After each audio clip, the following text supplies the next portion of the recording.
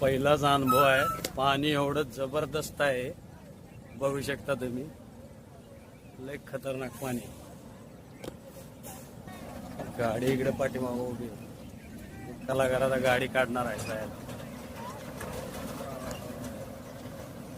जबरदस्त काम आहे. पाण्यात आणि जबरदस्त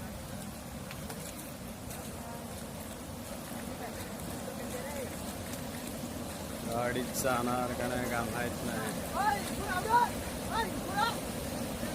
रस्ता पूर्ण ब्लॉक झाला.